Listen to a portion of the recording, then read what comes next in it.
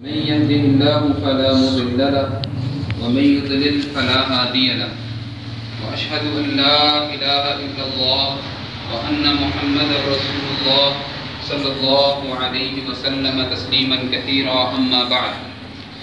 فإن خير الحديث كتاب الله وخير الهدي هدي محمد صلى الله عليه وسلم وشر الأمور محدثاتها وكل محدثة بدعة وكل بدعة ضلالة وفي رواية أخرى وكل ضلالة في النار فأعوذ بالله السميع العليم من الشيطان الرجيم بسم الله الرحمن الرحيم قال الله تعالى إن الذين كفروا سواء عليهم أأنذرتهم أم لم تنذرهم لا يؤمنون ختم الله على قلوبهم وعلى سمعهم وعلى أبصارهم غشاوة ولهم عذاب عظيم۔ یہ سورۃ البقرہ کے پہلے رکوع کی آخری دو آیات ہیں، اور پہلے دو رکوعات میں اللہ رب العزت نے انسانوں کی جو تقسیم اللہ رب العزت کے اوپر ایمان رکھنے اور نہ رکھنے کے لحاظ سے ہو سکتی ہے اس کو بیان کیا ہے۔ اصل میں اللہ رب العزت نے ہمیں جو دعا سکھائی تھی سورۃ الفاتحہ کے ذریعے سے کہ تم ہر وقت مجھ سے ہدایت کے طلبگار رہنا، مجھ سے ہدایت مانگتے رہنا، یعنی وہ سیدھا راستہ کیا ہے اس کے ہمیشہ متلاشی رہنا، اس کی تگ و دو کرتے رہنا، اس کو پہچاننے کی کوششیں کرتے رہنا۔ تو کتنا ہی مہربان رب ہے کہ اس نے اس پہچان میں انسان کو یعنی کہ مطلق العنان ایسا نہیں چھوڑ دیا ہے کہ وہ صرف اپنی عقل کا سہارا لیتے ہوئے یا اپنے ماحول سے متاثر ہو کر یا آباء و اجداد سے چلتے آتے ہوئے کسی نظریے کو وہ اپنا لے، بلکہ اس کو اللہ رب العزت نے بڑے بہترین اور خوب انداز سے خود اپنی طرف سے رہنمائی فرمائی۔ تو اس رہنمائی کے نتیجے میں اللہ رب العزت میں سورۃ البقرہ کے ابتدا میں ہی یعنی کہ جو اس قرآن کو پڑھنا شروع کرے گا تو اس کو ابتدا میں معلوم ہو جانا چاہیے کہ انسان کیسے کیسے رویے رکھنے والے اور ان کی کیسی اقسام ہو سکتی ہیں۔ تو اصل میں انسانوں کی ہدایت ماننے اور اس کا انکار کر دینے کے حوالے سے صرف دو اقسام ہیں، اس کی دو اقسام ہیں۔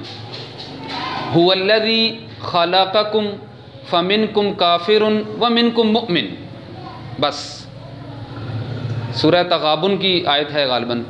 کہ اس نے تم کو پیدا کیا ہے فمنکم کافر ومنکم مؤمن، تو یا تم میں کوئی کافر ہے یا وہ مومن ہے۔ اب اس مومن یعنی ایمان لے آنے والے اس کے مختلف درجے ہو سکتے ہیں اور ہیں بھی، اور ایمان کے مختلف درجے ہو جانا یہ اہل سنہ والجماعہ یعنی صحابہ تابعین اور ان کے نقش قدم پر چلے آنے والوں کا شروع سے عقیدہ رہا ہے کہ الایمان یزید و ینقص، اور دوسری بات یہ کہ الایمان قول و عمل و اعتقاد، کہ ایمان جو ہے وہ قول بھی ہے، کچھ کہہ دینا بھی ہے، وہ کر کے دکھانا بھی ہے، عمل بھی ہے، اور دل کے نظریے، اعتقاد، تھیوریز، فلسفی کا بھی نام ہے۔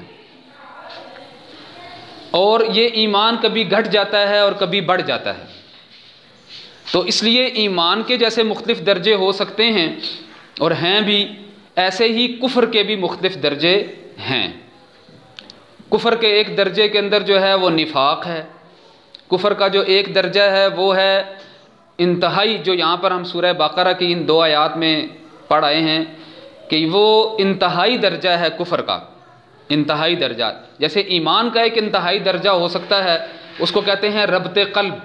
یعنی اللہ رب العزت دل کے اندر اس کو پیوست کر دیتا ہے، ایمان کو پختہ کر دیتا ہے، مضبوط کر دیتا ہے۔ جیسا سورہ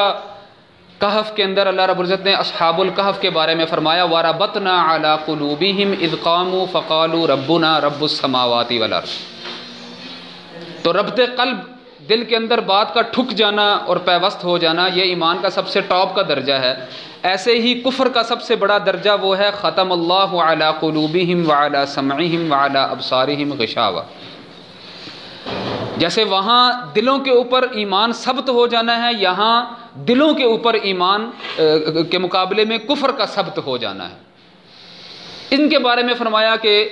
وَسَوَاءٌ عَلَيْهِمْ أَأَنذَرْتَهُمْ أَمْ لَمْ تُنذِرْهُمْ لَا يُؤْمِنُونَ۔ سب کفار کے بارے میں یہ نہیں ہے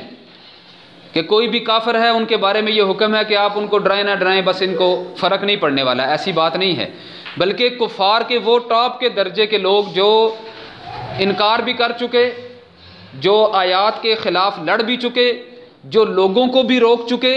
اور پھر ان کے اوپر یہ چوتھا اور آخری درجہ ان کا آتا ہے کہ ان کے دلوں کے اوپر اللہ مہر لگا دیتا ہے کفر کی، کہ اب یہ ایمان لے کر آنے والے نہیں ہیں۔